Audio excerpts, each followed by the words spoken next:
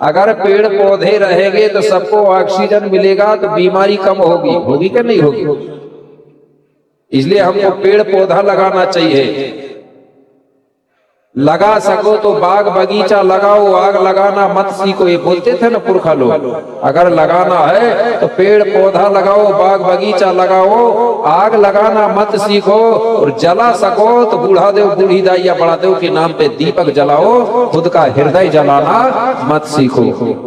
ये नहीं कर रहा, हृदय जला रहा है, ठीक है ना? तो इस प्रकार से हमारे पूर्वज लोग कहते थे। तो बोले महाराज आप सेवा करो। तो राजा कहने लगा ठीक है गुरुदेव, हम तो सेवा कर रहे हैं और आगे भी करेंगे, क्योंकि जिस दिन सेवा करना बंद कर देंगे ना तो संसार के सब लोग भूखों में मर जाएंगे। मरेंगे कि नहीं मरेंगे? क्या खाएंगे? तो बोले गुरुदेव कृपा करके, बोले सेवा की बात तो बता दिया, अब बड़ा देव को सुमरन करने का मंत्र और बता दो, क्योंकि शाम सुबह सुमरन भी होना चाहिए, ठीक है ना? सेवा तो कर रहे हैं लेकिन शाम सुबह सुमरन भी होना चाहिए। हमारे में सुमरन होता है, ओंगो होती है। सुमरन करने से क्या होता है? 3 चीज बताया गया था,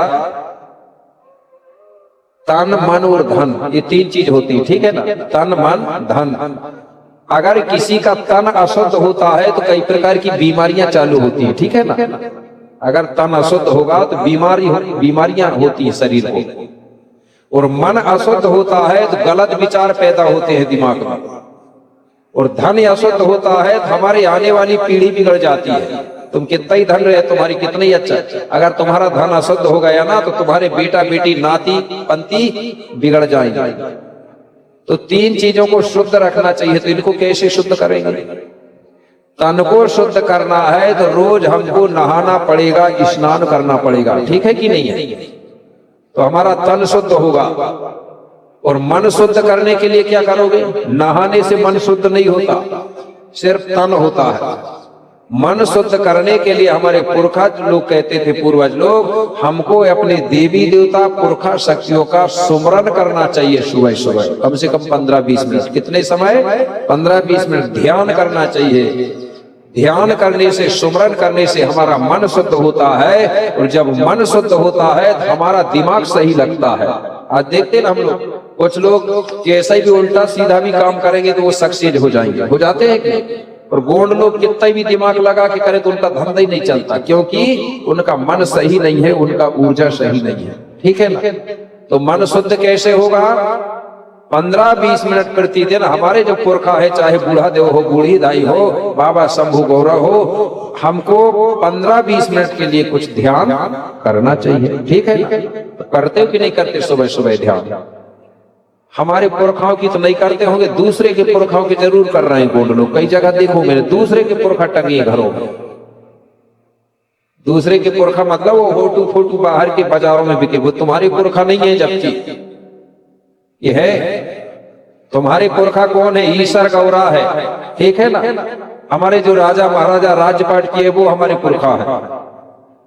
तो सुमरन करने से मन शुद्ध होता है। अब धन शुद्ध कैसे करोगे? सुमरन करने से धन शुद्ध नहीं होता, नहाने से धन शुद्ध नहीं होता। धन शुद्ध करने के लिए हमारे में एक व्यवस्था है, नेग, समझते हैं ना? नेग। हमारे घर में कोई रिश्तेदार, कोई भी पूजा पाठ होगी, गोगो होगी, तो जब आते हैं तो हम नेग के रूप में हमारे रिश्तेदारों को कुछ राशि देते हैं कि नहीं देते? देते हैं। उससे हमारा धन शुद्ध होता है।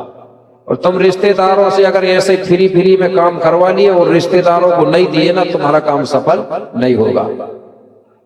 रिश्तेदार है, हमारे बेगा है, बेगा भी होते कि नहीं हमारे पुजारी, हमारे जो गुरु होते, भूमिका है, बेगा है। जैसे मैं हूं, अगर मैं काम कर रहा हूं और मेरे रिश्तेदार अगर मुझे नेग नहीं देंगे तो उनका काम सफल हो जाएगा क्या? नहीं होगा। उठाना एक बार कितने रिश्तेदार और देख लूंगा आज। रिश्तेदार मतलब 6 देव वाले उठा ले हाथ, कितने हैं? क्योंकि मैं 7 वाले पक्ष का हूं। इतने रिश्तेदार हैं तो नेग तो जरूर लगेगा कि नहीं लगेगा तुम्हारा? बिना नेग का काम नहीं होगा। मांगते नहीं है, हमारे इच्छानुसार नेग देते हैं कि नहीं देते? तो नेग से हमारा धन शुद्ध होता है, ये बात बता रहा हूं, ठीक है ना? इसलिए 3 चीज की बात बताया। तो बोले गुरुदेव सुमरन करने के लिए कोई बोले मंत्र हो तो बता दो बड़ा देव का। अब सेवा तो कर रहे हैं हम बड़ा देव प्राकृतिक, लेकिन सुबह शाम सुमरन के लिए मंत्र और बता दो। तो गुरु विक्रमदेव ने बड़ा देव का एक मंत्र बताया। बोले राजा आपको मैं ऐसा मंत्र बता रहा हूं बड़ा देव का सुमरन करने का कि उस मंत्र से बड़ा दुनिया में कोई मंत्र नहीं है। तो कौन सा मंत्र बताया?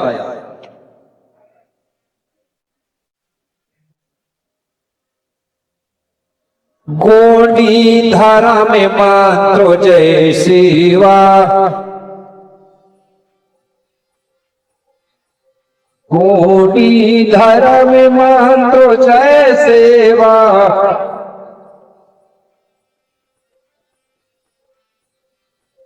जय गुंडेवाना जय गणदेवा, जय गुणवाना जय गणदेवा, गोंडी धारा में मंत्र जय सेवा। कौन सा मंत्र बताया?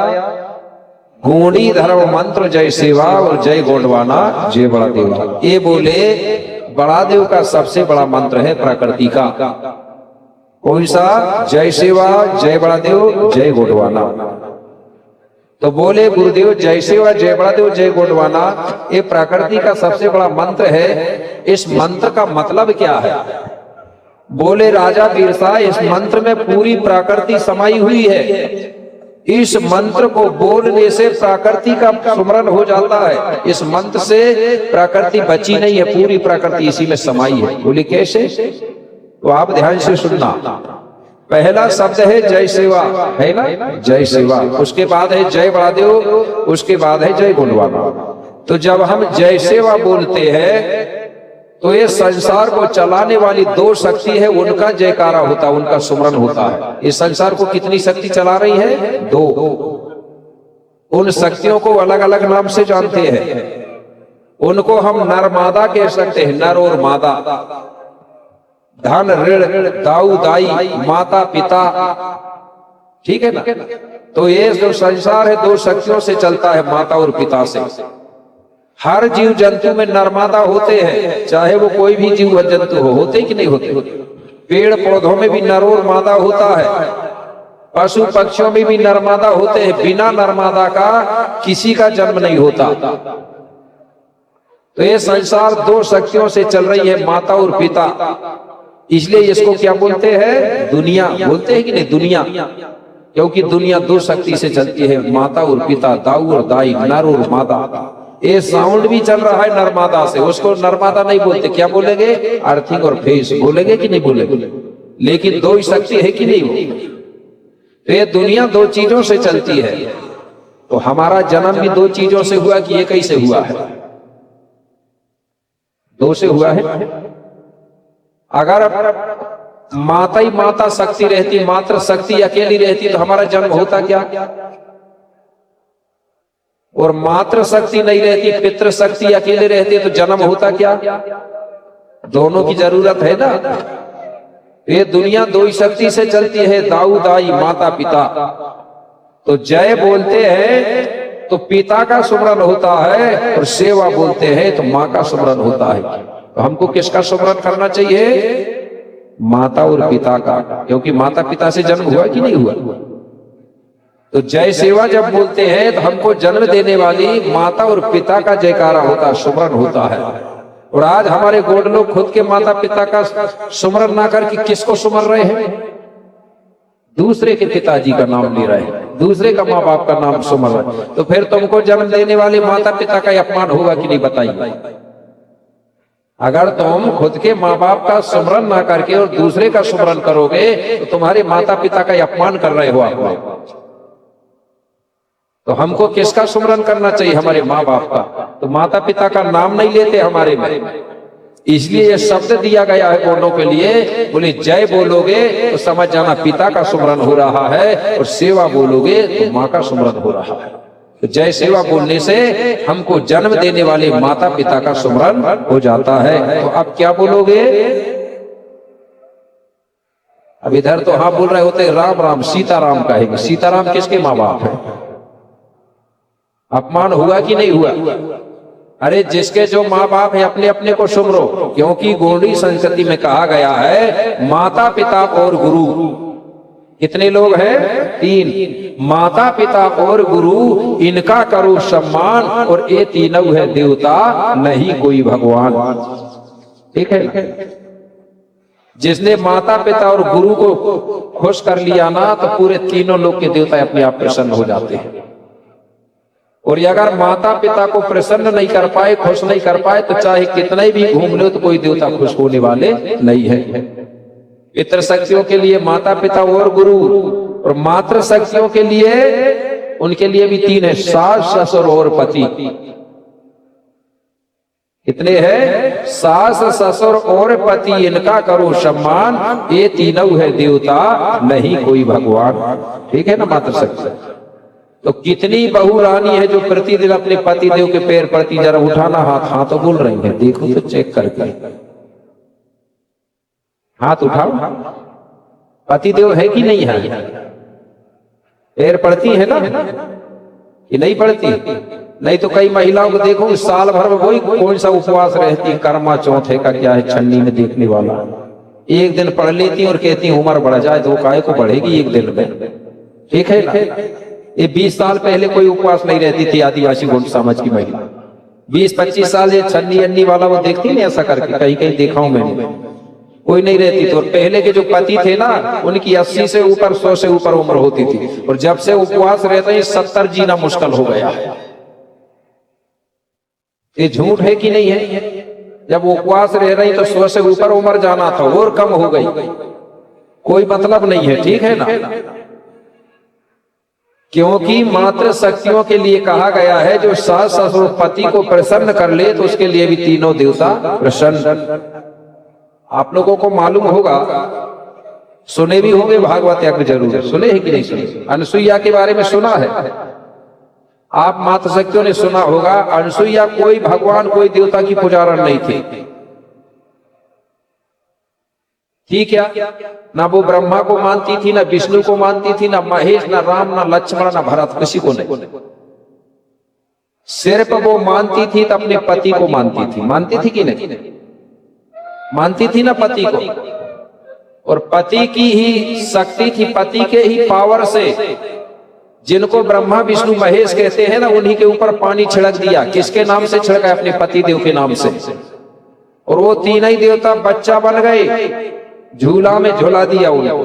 तो बताइए वहां ब्रह्मा विष्णु महेश बड़े हुए का उसका पति हुआ बड़ा?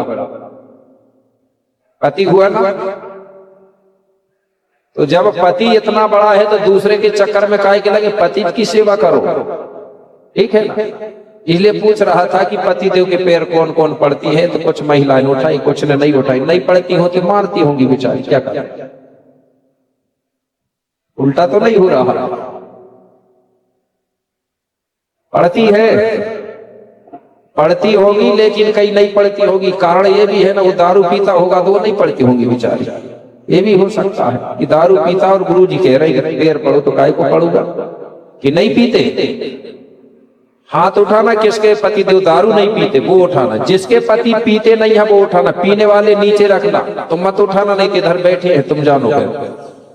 ठीक है ना? उठाओ हाथ जिसके पति नहीं पीते वो। अब देख लो 4-5 महिलाएं जिनके पति दारू नहीं पीते, ताली बजाओ उनके पतियों के लिए। बाकी सब महिलाओं के पति दारू पी रहे हैं, इसलिए वो पैर नहीं पड़ रही। अच्छा ये बताओ, तुम्हारे अगर पति देव दारू छोड़ देंगे तो रोज पैर पड़ोगी क्या? हाथ उठा के अब बताओ। अगर छोड़ देंगे तो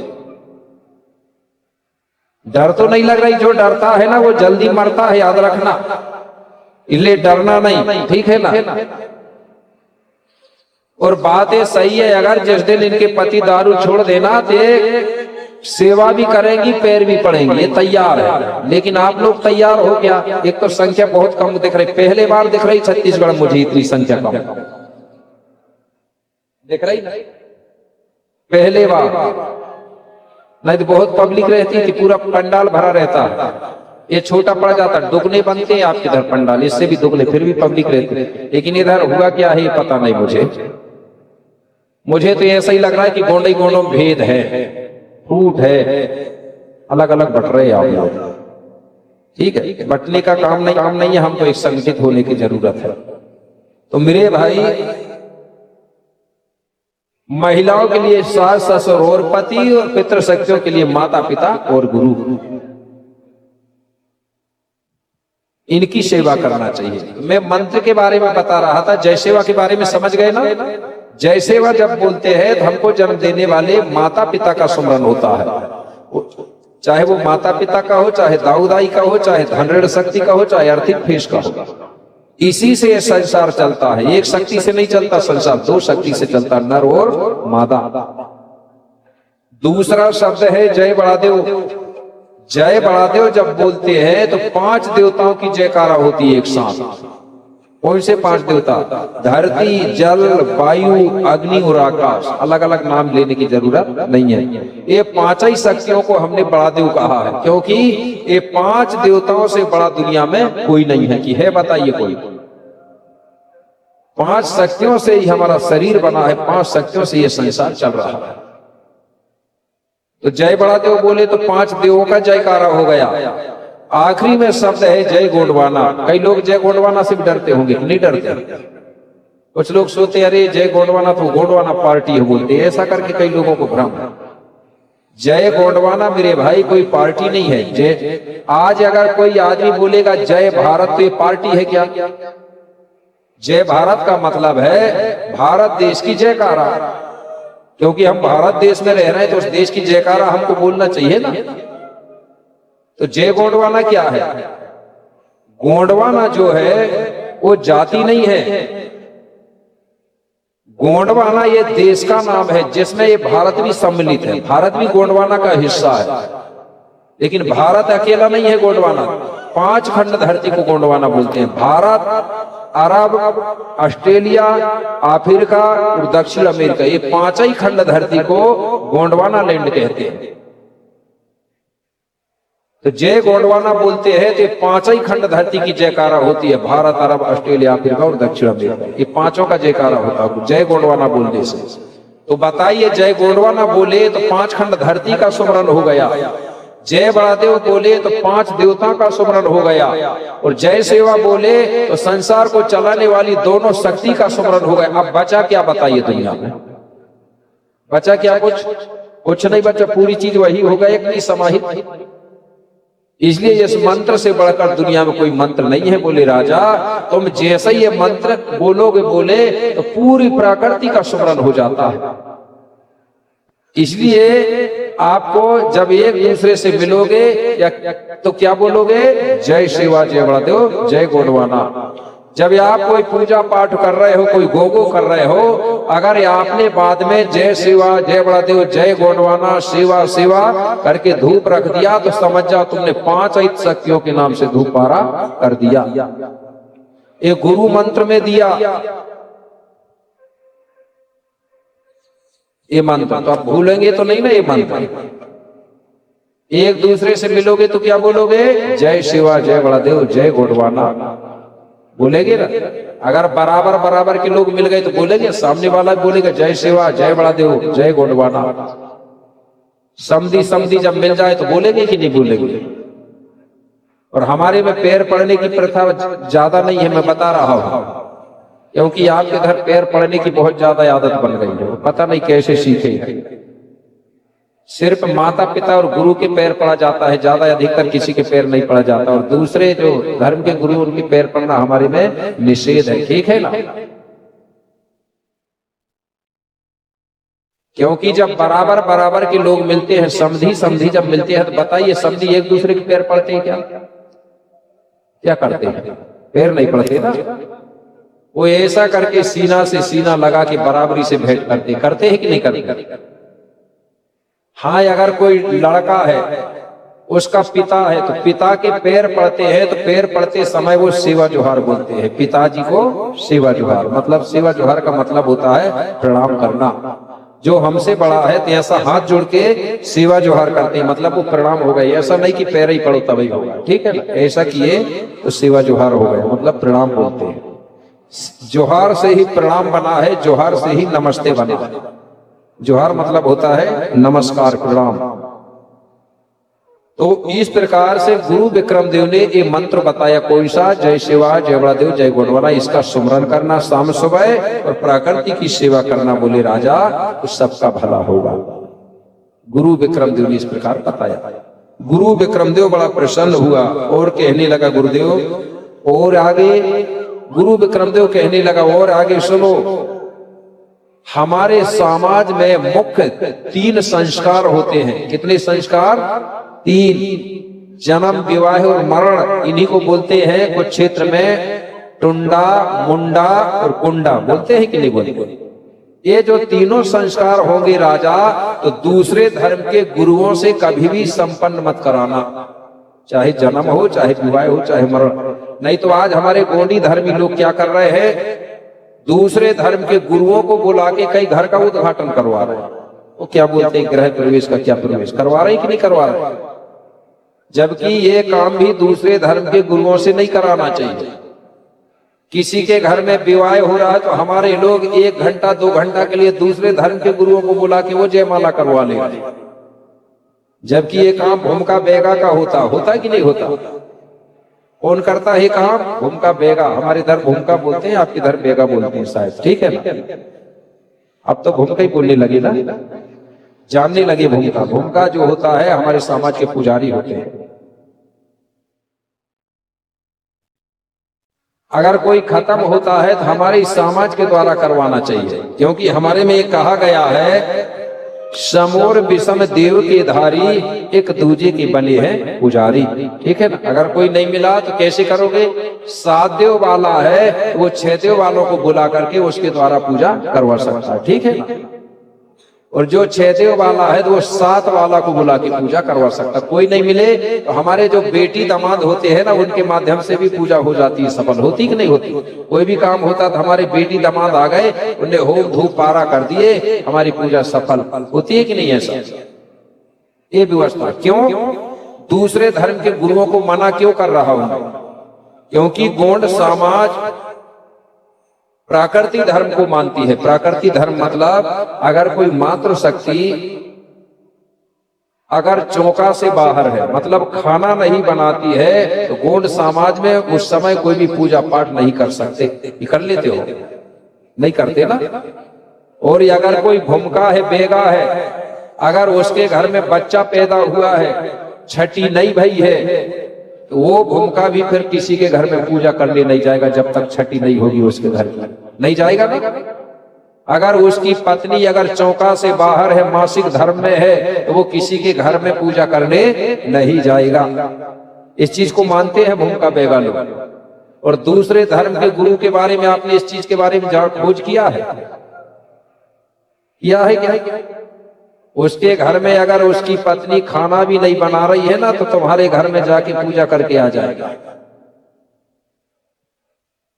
आप लोग देखना ये खोज करके, मैंने सब देख लिया। ठीक, वो इस चीज को मानते ही नहीं। तो बताइए, जब ऐसा आदमी तुम्हारे घर में आके पूजा कर देगा तो तुम्हारे घर के देवी देवता भ्रष्ट होंगे कि नहीं होंगे? इसलिए हमको दूसरे धर्म के गुरुओं को नहीं बुलाना है, वो उन्हीं के समाज में करें, चाहे कुछ भी करें, उससे मतलब हमको नहीं है। लेकिन हमको किसको बुलाना है? हमारे ही समाज के जो भूमिका है, बेगा है, उनको बुलाइए। और आपके इधर भूमिकाओं की कमी हो रही है, भूखे जी अकेले है ऐसा लग रहा है ना? अकेले। इसलिए कम से कम 2-4 अपने अपने क्षेत्र में ये तैयार करो, क्योंकि हमको कभी भी जरूरत पड़ेगी तो हम हमारे ही समाज के लोगों को बुला लेंगे और उन्हीं से पूजा करवा लेंगे। ठीक है कि नहीं? और वो जब आएगा तो उसको तुम जो भी मेहनताना दोगे नेक के रूप में, तो उसका भी काम चलेगा, तो तुम्हारा ही समाज को जाएगा ना, वो दूसरे को थोड़ी जाएगा। नहीं तो दूसरा आया तो उसको दे रहे, और हमारी भूमिका आए तो उसको और पता चले कि तो हमारे समाज का है, पता चले तो पेट्रोल खर्चा भी नहीं निकलो बेचारों को। ऐसा भी मत करना। ठीक है ना? देखो, अगर कोई भूमिका बेगा है, काम कर रहा है, अगर उसको दूसरे को हम अगर 1100 देते थे और हमारा भूमिका को अगर 1100 को दुगने देंगे तो उसका उत्साह बढ़ेगा और अच्छे से काम करेगा। वो करेगा कि नहीं करेगा? ले अपने लोगों को ज्यादा देना चाहिए, ऐसा मेरा मतलब रहता है। ठीक है? तो भूमिका तैयार करना है। अगर कोई तैयार हो गए तो मुझे अंतिम दिन बताना, हम तैयार करवा देंगे। ठीक है? दीक्षा देंगे। ठीक है ना? लेकिन मेरे भाई, भूमिका में एक ही समस्या है, जो भूमिका रहता है, हमारे में दारू का परहेज चलता है। आज के जो बेगा लोग है ना, वो दारू पी के कर रहे हैं, इसलिए हमारी समाज दारू बंद नहीं कर पा रही है। जो पुजारी है उसको टोटल दारू बंद करना पड़ेगा, क्योंकि दारू हमारे देवी देवता में चढ़ती नहीं थी, ये बता रहा हूं। पहले भी नहीं चढ़ती थी, ये बाद में चालू हुई, ये बात मैं बताऊंगा आपको। दो चीज का परहेज होता था गोंडों में। अगर कोई मातृ शक्ति खाना नहीं बनाती थी तो वो भी देवी देवताओं के खाना बाना में प्रवेश नहीं करती थी। और अगर कोई आदमी धोखा से किसी के संगत में दारू पी लेता था तो वो आदमी भी देवी देवताओं के स्थान पर प्रवेश नहीं करता था। लेकिन आज दारू पिया हुआ आदमी प्रवेश कर रहा, घुस जाता है। लेकिन महिला आज भी परहेज कर रही है कि नहीं कर रही है? लेकिन भैया लोग नहीं कर रहे।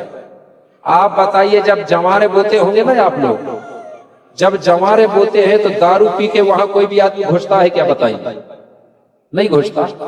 वहां भर कैसे बचा रहे? जब गोंडों के देवी देवताओं में लोग बोलते दारू चढ़ती तो वहां भी चढ़ाओ ना, तब मानो।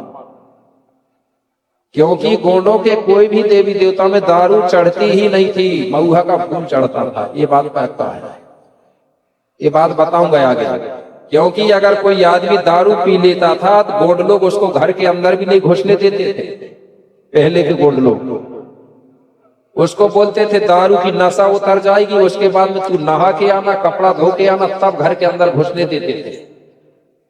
जैसे महिला परहेज करती है ना, जैसे जब तक मासिक धर्म में रहेगी तो महिला कपड़ा, सोने, खाने की व्यवस्था अलग रहेगी। इसी प्रकार जो दारू पी लेता है वो भी मासिक धर्म वाली महिला के बराबर माना जाता है। एक मुस्लिम धर्म में और गोंडी धर्म में दारू का परहेज चलता। मुस्लिम लोगों से पूछ लेना, क्योंकि मुस्लिम लोग भी प्रकृति को मानते हैं और वो भी बलिदान चढ़ाते हैं। करते हैं कि नहीं करते? दोनों प्रकृति के पुजारी है, वो भी मूर्ति के पूजा करने वाले नहीं है। लेकिन यहाँ लोग झगड़ा करवाने का मतलब है हिंदू मुस्लिम, हिंदू मुस्लिम, जबकि वो कोई दूसरे है क्या? मेरे भाई, इस प्रकार से हमारे में दो चीज का परहेज बताया गुरु विक्रम देव ने, और तीनों संस्कारों में दूसरे धर्म के गुरुओं से पूजा पाठ नहीं करवाना बोले महाराज। बोले ठीक है राजा। और आगे क्या कहा? और बोले हमारी जो गोंडी संस्कृति है उसमें और दूसरी चीजों का भी परहेज चलता है। जैसे दो परहेज हो गए, कौन से? मासिक धर्म और दारू वाला, ठीक है, वो प्रवेश नहीं करता। दूसरी बात, कोई भी मातृ शक्तियां जब पूजा करती है तो हमारे गोंड समाज में ये लाल वाला मांग नहीं भरा जाता था। मातृ शक्तियों को गुस्सा न आए, बुरा ना लगे। पहले की जो मातृ शक्तियां हैं वो मांग नहीं भरती थी, ये दूसरे की नकल करे हैं हम लोगों ने हिंदू धर्म की। इधर बहुत सी सियानी दाइयां बैठी होगी, हाथ उठाना जिसने मांग के बारे में मालूम। पहले की दाइयां मांग नहीं भरती थी, हाथ उठाना किसको मालूम है? उठाओ हाथ, अच्छे से उठाओ। अभी आपने भी नहीं भरी है ना, ये भरती नहीं थी। क्यों नहीं भरती थी? क्योंकि गोंडी संस्कृति और हिंदू में जमीन आसमान। गोंडों की जो पत्नी बहू होती है ना, वो कुलवधू मानी जाती है, और हिंदू धर्म की जो पत्नी होती है वो पुत्रवधू होती है। अगर लड़का खत्म हो गया ना, वो दूसरे को पति नहीं बना सकती, ये नियम है उनका। और गोंडी धर्म में अगर पति खत्म हो गया तो वो देवर को पति बना लेती है। बनाती कि नहीं आपके धर्म? हमारे में गोंडी धर्म में देवर और भाभी मेहतारी बेटा नहीं होते, लेकिन हिंदू धर्म में भाभी और देवर मेहतारी बेटा होते हैं। अगर भैया खत्म हो जाए तो देवर भाभी को पत्नी नहीं बना सकता, क्योंकि वो मां मानता है। लेकिन गोंडी धर्म में मां नहीं मानी जाती, नहीं मानते ना। और कुछ लोग मानने लगे हो भाई, उनकी नकल करके दे, नहीं कह सकता। लेकिन अगर असली गोंडी धर्म को मानने वाले हैं तो वो मां नहीं मानते। मामा फुआ के लड़का लड़की भी विवाह कर लेते हैं, करते हैं कि नहीं आपके धर्म? अरे मामा फुआ की टूरा टूरी हंसी मजाक करते हैं कि नहीं करते? शादी भी होती है कि नहीं होती? हो जाती है ना। और हिंदू धर्म के जो मामा फुआ के लड़का लड़की होते हैं ना, वो भाई बहन होते हैं। लेकिन गोंडों में होते हैं क्या? तो आप बताइए, आप हिंदू हो कि गोंड हो? गोंड है ना। लेकिन हमको हिंदू बनाया जा रहा है। वो क्यों बना रहे हैं? क्योंकि जब गोंड लोग हिंदू बन जाएंगे तो इनका आरक्षण खत्म हो जाएगा, आपको कोई लाभ नहीं मिलेगा, ठीक है ना। हमारी संस्कृति से ही हमको सब कुछ मिलता है।